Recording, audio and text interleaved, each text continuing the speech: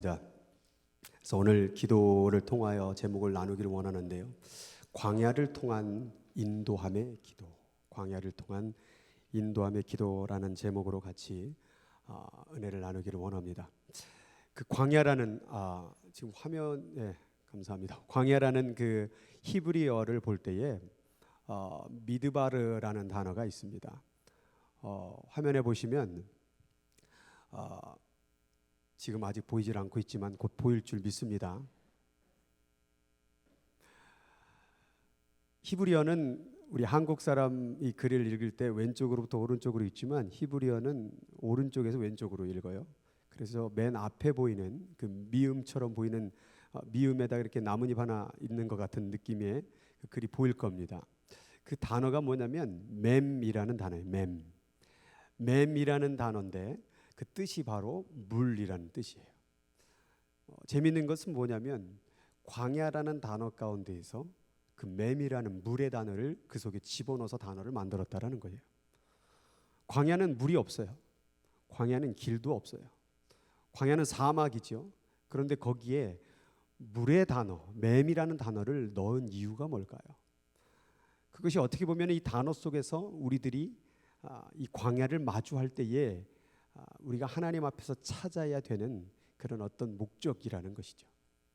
이 물이라는 것을 볼 때 성경에서는 예수님이 이렇게 말합니다. 누구든지 목마르거든 내게로 와서 마시라. 예수님이 지금 물을 들고 있는 것이 아니라 그냥 예수께서 내게로 와서 마시라라고 말하고 있는 거예요. 그 얘기는 결국 예수님이 물이란 얘기예요.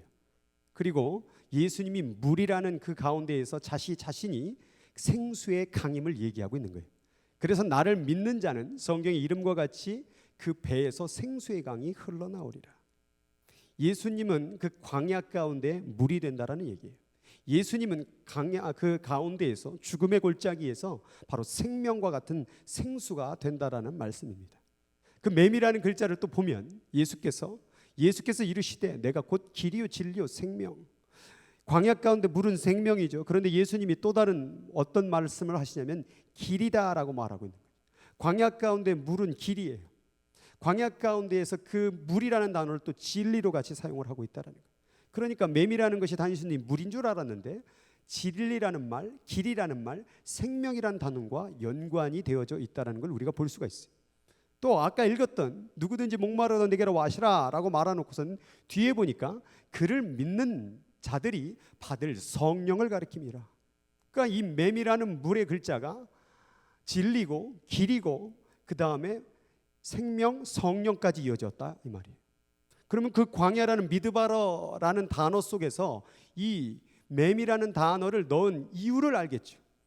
또 이 말씀에 보면은 이는 곧 물로 씻어 말씀으로 깨끗게 하사, 물로 씻어 말씀으로 깨끗게 하사, 마치 뭐 물로 씻고 말씀으로 깨끗게 하는 것 같지만 저 영어에 보면은 the washing of the water with the word, 하나님의 말씀으로 씻는 걸 얘기하고 있는 거예요. 그러니까 물이 말씀임을 얘기하고 있는 것이죠. 이것을 정리를 해보니까 이렇게 돼요. 광야라는 가운데 그 맴이라는 단어가 물이에요.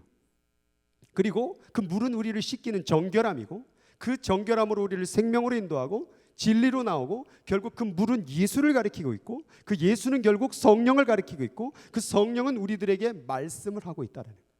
그러면 오늘 그 미드바르라는 단어 속에서 광야라는 단어 가운데서 하나님이 원하는 뜻은 뭐냐면 인생길이 막히고 길이 없고 막혀지는 가운데 너는 하나님을 발견해낼 수 있어야 된다. 진리를 발견해낼 수 있어야 된다. 말씀을 발견해낼 수 있어야 된다. 거기서 생명이 있다는 것을 얘기하고 있는 거예요.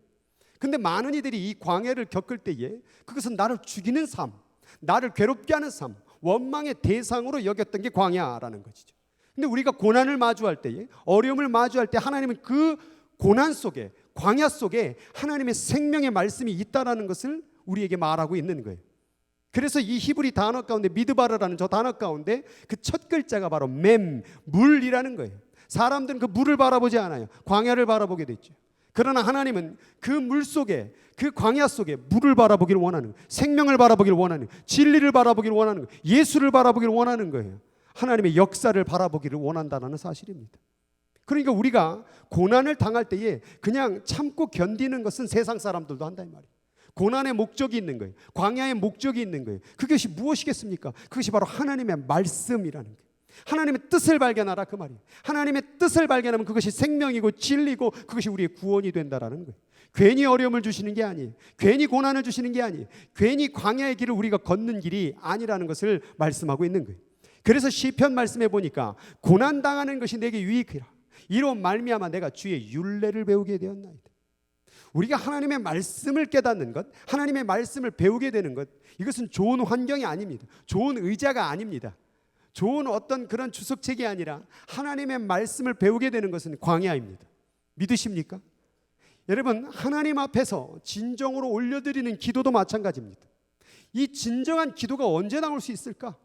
좋은 의자가 있고 좋은 어떤 그 온도를 맞춰주고 그런 환경이 돼서 좋은 기도가 나오는 게 아닙니다. 사람이라는 본성 가운데서는 이 광야라는 고난 가운데 진정한 진실한 기도가 나온다라는 거예요. 그러니까 우리는 광야를 마주할 때 이것을 그냥 지나치면 안 된다는 거예요. 일이 꼬여졌을 때에, 뭔가 망가졌을 때에, 뭔가 답답할 때에, 이 광야길이 어디로 갈지 모르는 상황 가운데 이 기회야말로 하나님께 온전한 기도, 온전한 예배를 드릴 수 있는 기회라는 거예요. 그래서 오늘 시편의 저자는 이 고난당하는 것이, 광야를 만나는 것이 내게 유익이라. 이로 말미암아 내가 주의 말씀을 배우게 되었다. 이로 말미암아 내가 진리를 알게 되었다. 이로 말미암아 내가 생명이 무엇인지를 알게 되었다. 광야라는 그 어려움과 고통 속에서 거기서 생명과 대조되는 역할을 보고 있다는 거예요. 만약에 여러분들이 모든 삶 가운데 모든 것이 잘 풀려지고 모든 것이 잘 이루어진다고 한다면 누가 기도하겠습니까? 안 되기 때문에 기도하게 되는 거 아닙니까? 광야를 만나기 때문에 그제야 비로소 하늘을 보는 거 아니겠습니까? 사람이라는 속성은 바로 그렇다 그 말이에요. 인간이라는 속성은 바로 그렇다 그 말이에요. 그러면 우리들에게 고난을 작고 크게 주시는 이유가 뭐가 있습니까? 그것을 통하여 기도하라 그 말이에요. 그것을 통하여 하늘을 바라보라 그 말입니다. 그래서 오늘 광야를 통한 인도함의 기도, 광야를 통하여 하나님을 발견할 수 있다라는 거예요. 그냥 있는 상태에서 만족한 세상의 돈과 명예와 부와 가득한 그런 상태에서 하나님을 만나는 것과 가난하고 고달프고 그런 광야 가운데 하나님을 만나는 것 중에서 과연 어떤 장소가 하나님을 만나기 좋은 장소일까? 그것은 저는 단연코 광야라고 말씀을 드리는 거예요.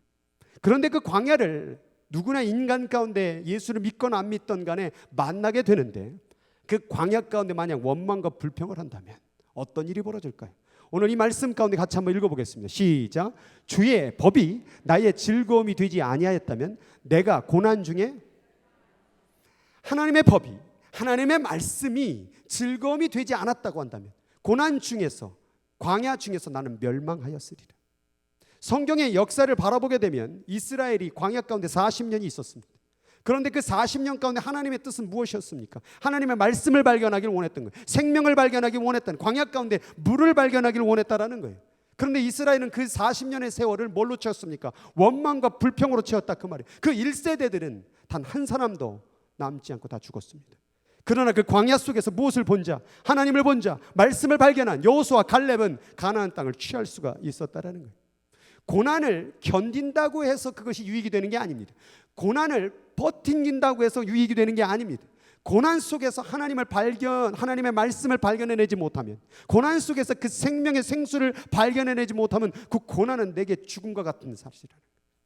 그러니까 여기 이 자리에 있는 모든 이들은 그런 어려움과 고난을 만날 때 그냥 지나치면 안 돼요. 그냥 참으면 안 돼요. 군대에서 제가 힘들 때에 선배들이 그런 말을 하더라고요. 국방부 시계는 자빠지나 엎드려지나 계속 돈다고. 그러니까 버티라고. 시간은 흘러갈 거라고. 근데 그냥 버틴겨서는 안 돼요. 우리는 안 믿는 사람도 버틴다니까요. 안 믿는 사람도 참고 견딘다니까요. 이민 생활하면서 고통 없는 사람이 어디 있습니까? 근데 예수 믿는 사람은 버티는 것 같고는 안 돼요. 그 고난 속에서, 광야 속에서 반드시 하나님의 생명의 말씀을, 하나님이신 그분을 발견해야 될 줄 믿습니다. 그런데 마태복음 가운데도 이렇게 광야 가운데서 하나님의 말씀을 바라보지 못하는 자를 향하여 이렇게 말씀하시는 거예요. 너희가 무엇을 보려고 광야에 나갔다니? 야, 너 왜 어려움 겪고 있니 지금? 너 뭐 하려고 그거 고통 겪고 있어? 참으려고? 견디려고? 뭐 성숙한 사람 되려고? 그러니까 너희가 무엇을 보려고 광야에 나갔더냐? 바람에 흔들리는 갈대 보러 나갔냐? 무엇을 보려고 나갔더냐? 부드러운 옷 입은 사람 보러 나갔느냐? 광야 주어졌더니 그 왕궁에 거하는 그 부드러운 옷 입은 화려한 옷 입은 사람, 나도 그렇게 되길 원합니다. 너 그거 보려고, 그거 소원하려고 광야 들어갔냐 그 말이에요. 우리는 광야를 마주할 때 그 광야의 삶을 벗어나는 게 우리의 목적이 아니에요. 우리는 광야를 만날 때 그 속에서 하나님의 말씀을 발견해내는 게 우리의 목적인 거예요. 그래서 모세는 그 속에서 무엇을 발견했느냐? 하나님의 말씀을 전달해 준 거예요. 신약에 와서는 누가? 세례 요한이 하나님의 말씀을 전달해 주잖아요. 나는 뭐래요? 광야에서 외치는 자의 소리라 이 말이에요. 어떻게 광야에서 하나님의 말씀이 선포됩니까? 어떻게 광야에서 그러한 하나님의 말씀을 받는 일이 벌어졌습니까? 그것이 바로 광야에 담겨진 하나님의 목적이라는 거예요. 하나님은 우리가 광야 가운데에서 그 뜻을 이루기를 원합니다. 이 세상을 살아가는 어려운 일들이 얼마나 많습니까? 안 풀리는 일들이 얼마나 많습니까? 그 속에서 우리는 그것을 참고 견디고 그렇게 견디는 것으로 끝나는 것이 아니라 하나님의 말씀을 들어야 된다는 거예요. 하나님의 뜻이 무엇인지를 발견해내야 된다. 그것이 바로 생명이고 진리고 성령의 역사라는 것입니다. 마태복음에 보니까 더러운 귀신이 사람에게 나갔을 때 어디로 갔다 그래요? 불 없는 곳인지 어딘 줄 알겠죠. 바로 예수 없는 곳을 찾아다닌다는, 말씀 없는 곳을 찾아다닌다 이 말이에요. 광야를 겪고 있는데, 어려움을 겪고 있는데 내 안에 말씀이 없으면, 생명이 없으면, 성령이 없으면 그것이 귀신이 찾기에 딱 좋은 곳이라 그 말이에요. 여러분, 광야를 마주할 때에 여러분 마음이 물이 없는 곳이 되어서, 여러분이 예수 없는 곳이 되어서 귀신이 나도다라는 그런 장소가 된다면 이게 얼마나 안타깝습니까? 우리의 마음이 물 없는 곳이 되지 않기를 원합니다. 우리의 마음이 예수가 거하는 장소가 되어야 될 줄 믿습니다. 여러분 마음이 광야 가운데서 원망 불평하면 거기에 물이 없어요. 거기에 생명이 없어요. 거기는 예수가 없어요. 거기는 성령이 없어요. 우리는 어려움을 만날 때, 고난을 만날 때 그곳에 물이 있도록, 그곳에 말씀이 있도록, 그곳에 하나님이 거하시도록, 그곳에 성령의 역사가 일어나도록 우리는 기도해야 될 줄 믿습니다. 그냥 견디면 안 돼요. 그냥 불평하면 안 돼요. 그냥 참는다고 되는 게 아니에요. 반드시 하나님의 그 물 대신 성령의 역사를 발견해야 된다는 것입니다. 오늘 시편 23편을 읽었습니다. 시편 23편 여호와는 나의 목자시 내게 부족함이 없으리로다. 그가 나를 푸른 초장에 누이시며 쉴 만한 물가로 인도하시는도다. 그림을 그려보세요. 뭐가 그려집니까? 막 푸른 초장, 막 시냇물. 여러분 지금 이 시편 23편이 어디서 쓰여졌을 것 같아요? 추정하건대 이것은요 진짜 푸른 초장이 눈에 있는 게 아니에요. 뒷부분에 읽어보면 내가 사망의 음침한 골짜기로 다닐지라도 말이 나오죠. 원수의 목전이란 말이 나오죠.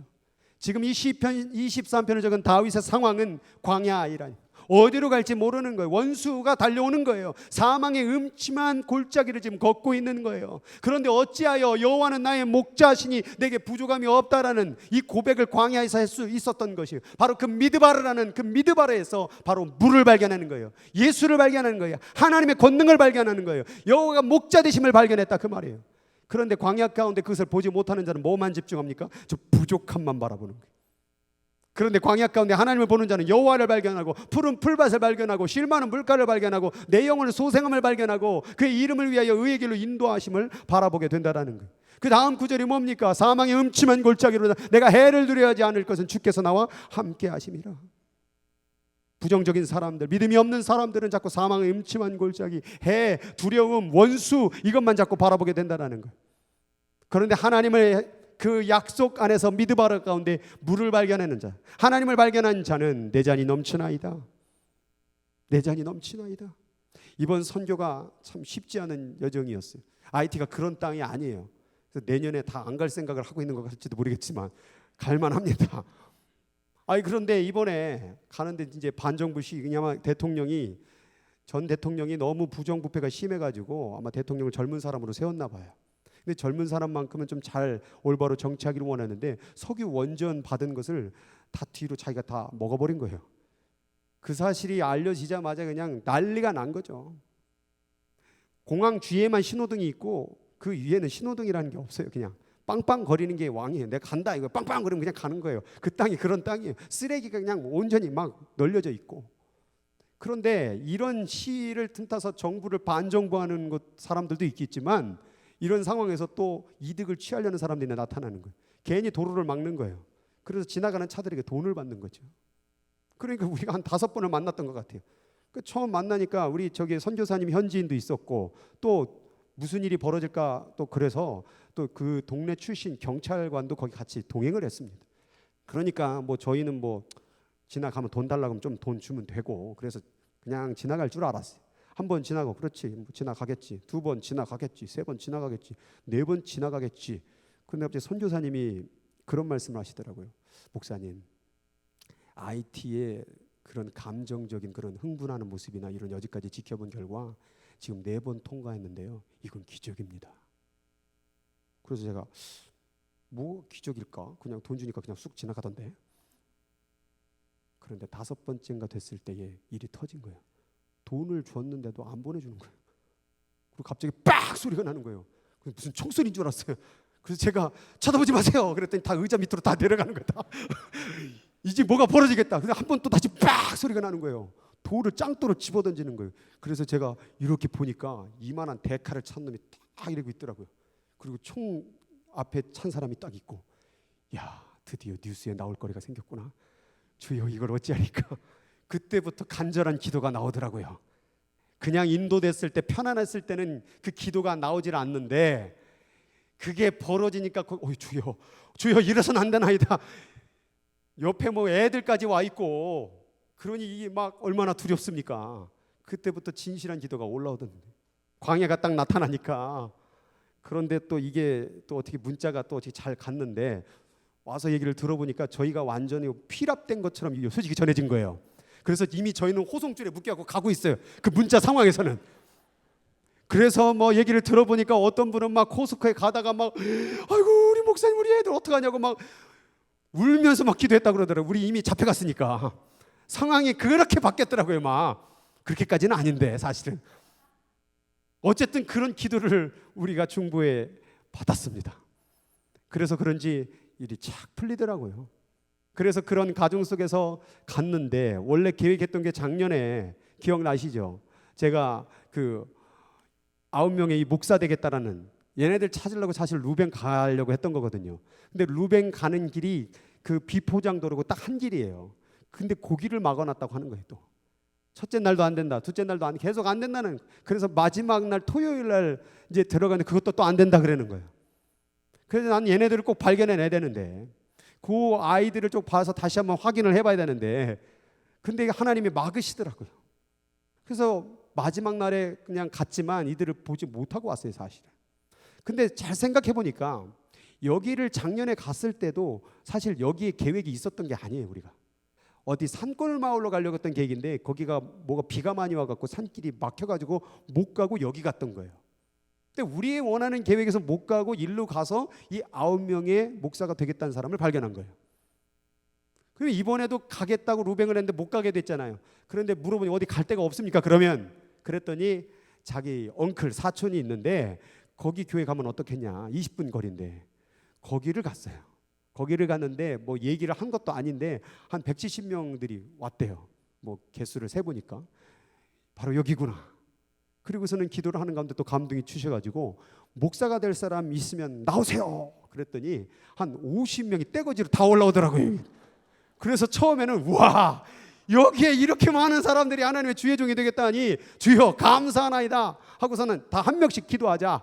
그래서 목사가 되겠느냐? 되겠습니다. 그래서 막 기도했어요. 한 20명째 지나갔을 때에 이것들이 사기가 아닌가라는 생각이 들기 시작하는 거예요. 왜냐하면 선물을 주거든요. 크레용하고 스크래치 막 이런 걸 주니까 목사가 되겠다고 하고 기도를 받으면 그동안에 선교사님들이 항상 얘네들 귀한 애들이 하고 선물로 좋은 걸 줬나 봐요. 그러다 보니까는 선물을 받기 위해서 이것이 되고자 하는 게 아니었던가. 그래서 20명 정도 기도했을 때 멈췄어요. 그리고 다시 얘기하라고 통역한테 얘기했습니다. 목사가 되길 원하는 사람 나오는데 선물은 안 줄 거다. 그러고 나니까 40명 정도가 우르르 다 나가더라고요. 그래서 10명을 뽑았어요. 그래서 다시 한번 물었어요. 선물 없어. 그래도 목사 될 거냐? 네. 선물 없다니까 안 줘. 너희들은 절대 안 줘 내가. 그래도 목사 될 거냐? 그렇게 하겠대요. 그리고 물어봤어요. 왜 목사가 되기를 원하느냐? 그랬더니 다 하나님의 말씀을 전파하기 위해서 목사 되고 싶습니다 라고 말하고 있는 거예요. 그리고 마지막에 손드는 저 까만 옷을 입은 아이가 좀 특이한데 너는 왜 목사가 되려고 하냐? 그랬더니 자기 엄마를 전도하기 위해서 목사가 돼야 되겠다 이 말. 자기 엄마가 얼마나 어떤 사람인지 모르겠지만 목사가 돼서라도 우리 엄마를 전도해야 되겠다라는 거죠. 저기는 웬만한 집들이 한 가정당 보통 10명이 되기 때문에 5집만 오면 50명이에요.